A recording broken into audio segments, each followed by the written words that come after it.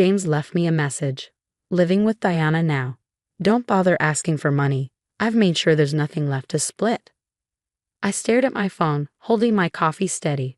Sunlight streamed into the kitchen, lighting up the same countertop where we'd had breakfast just yesterday. 15 years of marriage, and this was how he ended it, with a text. I sighed and typed back, "Thanks for letting me know."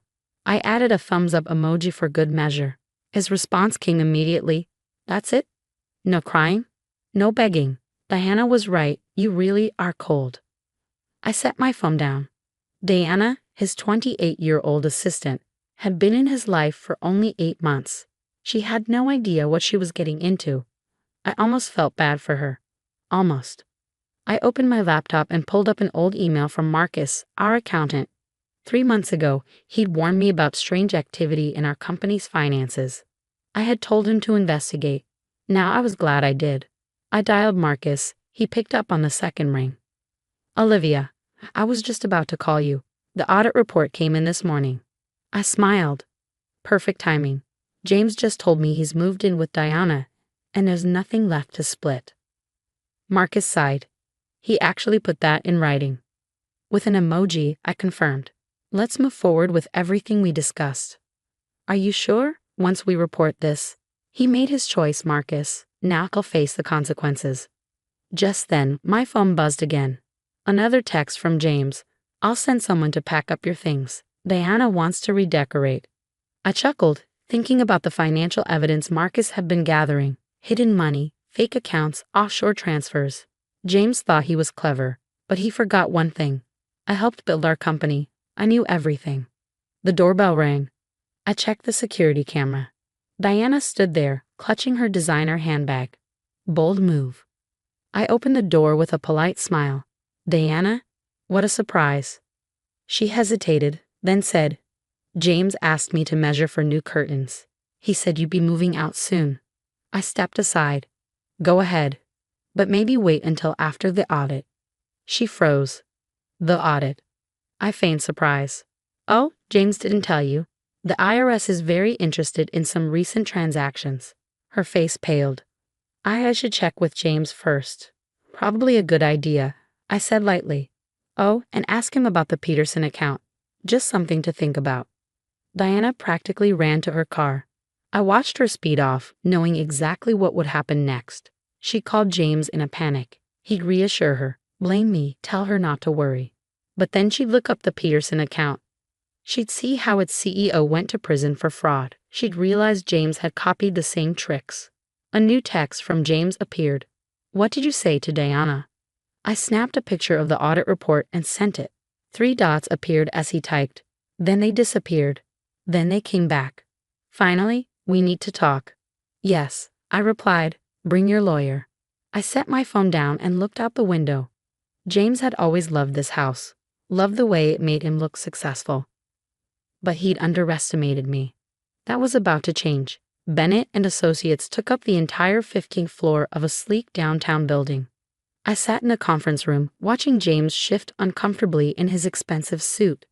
Across the table, his lawyer, Gregory, flipped through the audit report, his expression growing more tense by the second. "This is ridiculous," James snapped. "You're trying to destroy everything I built." "Everything we built," I corrected, keeping my voice calm. "Or did you forget who handled the clients while you were busy impressing Diana?" Marcus, our longtime accountant, sat beside me, papers neatly spread out in front of him. James was only now realizing just how much Marcus knew. "Mrs. Parker," Gregory began carefully, "surely we can discuss this. My client is willing to."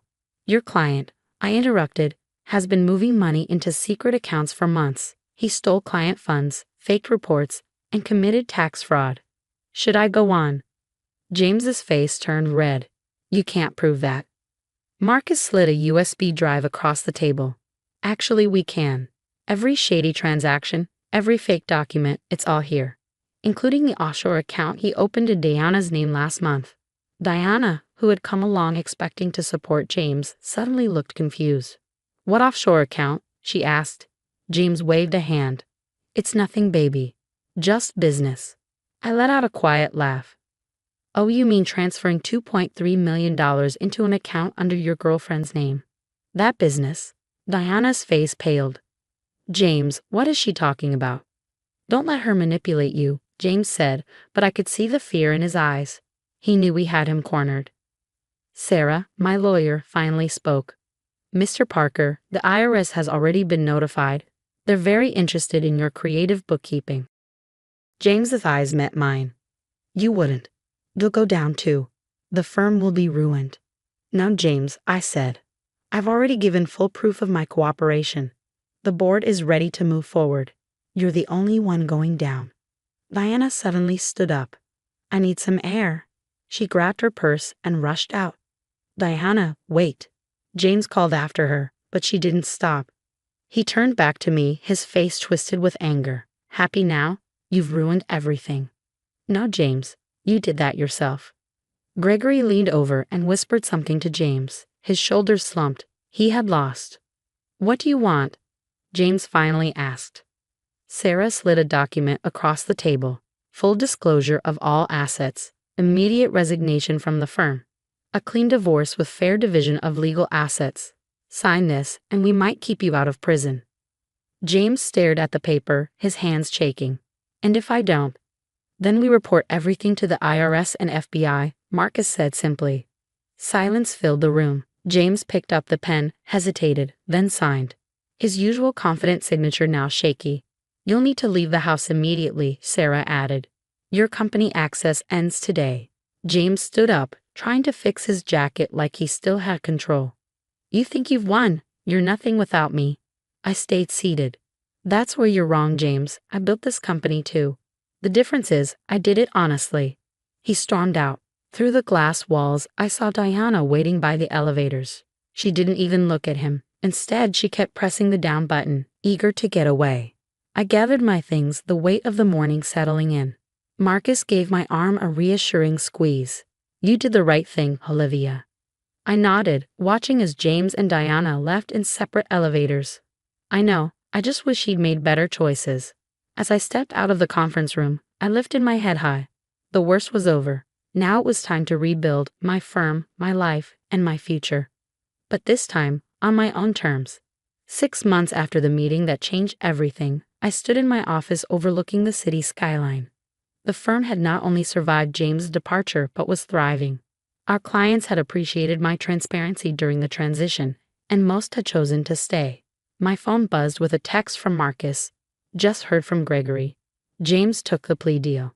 3 years, minimum security, plus full restitution. I set my phone down, letting the news sink in. It wasn't satisfaction I felt, but rather a sense of closure. The man I'd married, the one I'd built a life with, had chosen his path. Now he was facing the consequences. Diana, as it turned out, had been smarter than anyone gave her credit for. Once she understood her name had been used in James's schemes, she'd cooperated fully with the investigation. Last I heard, she'd moved back to her hometown and was working for a small accounting firm, legitimately this time. A knock at my door pulled me from my thoughts. Sarah Bennett stood there, holding a manila envelope. It's done, she said, placing the envelope on my desk. The divorce is final. The house and your share of the firm are secure. I picked up the envelope but didn't open it. Have you heard from him? Sarah shook her head. Not since he accepted the plea deal. His lawyer says he's different now. Quieter. I thought about the James I'd known, confident, charming, and utterly convinced of his own cleverness. Prison would be a harsh awakening. The board meeting went well, I said, changing the subject. We're expanding the compliance department, implementing new oversight procedures. Learning from experience, Sarah smiled. Making sure it never happens again. I corrected. That evening I walked through my house, my home, seeing it with new eyes. The spaces James and I had shared were slowly becoming mine alone. I'd redecorated the living room, planted a garden in the backyard, turned his study into a library. Each change felt like reclaiming a piece of myself. My doorbell rang, and I opened it to find Marcus holding a bottle of wine. Thought you could use this, he said, stepping inside. Just got word that the last of the restitution payments has been processed. All affected clients have been made whole. I led him to the kitchen, pulling out 2 glasses. That's worth celebrating.